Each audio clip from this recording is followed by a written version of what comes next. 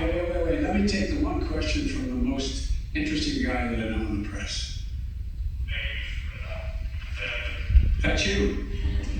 Mr. President, there had not been a U.S. service member killed in combat in Afghanistan since February of 2020. You set a deadline, you pulled troops out, you sent troops back in, and now 12 Marines are dead. You said the buck stops with you. Do you bear any responsibility for the way that things have unfolded in the last 2 weeks? I bear responsibility for fundamentally all that's happened of late. But here's the deal. You know, I wish you one day to say these things, you know as well as I do, that the former president made a deal with the Taliban that he would get all American forces out of Afghanistan by May 1. In return, the commitment was made, and that was a year before. In return, he was given a commitment that the Taliban would continue to attack others, but would not attack any American forces. Remember that? I'm being serious. No, I'm asking you a question. Because before... No, wait a minute. I'm asking you a question. Is that accurate, the best of your knowledge? What?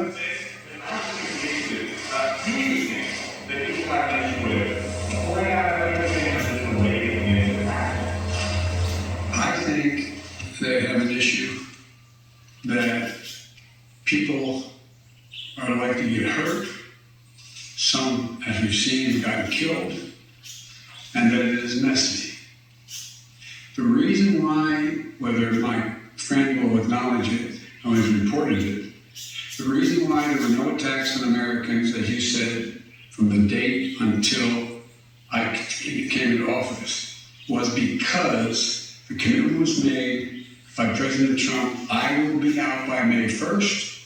In the meantime, you agree not to attack any Americans. That was the deal. That's why no American was attacked.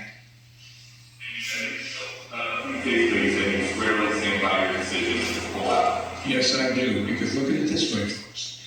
I had another meeting for real. But imagine where we'd be if I had indicated on May the 1st I was not going to renegotiate an evacuation date. We were going to stay there. I had only one alternative. Pour thousands of more troops back into Afghanistan to fight a war that we had already won relative to the reason we went in the first place.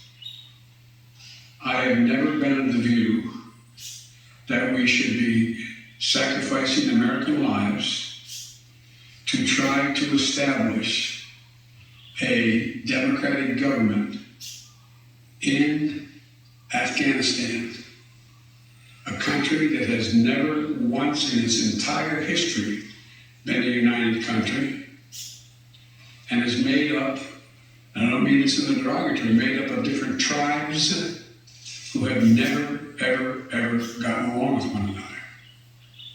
And so, as I said before, this is the last comment I'll make. We'll have more chance to talk about this, unfortunately, beyond, because we're not out yet.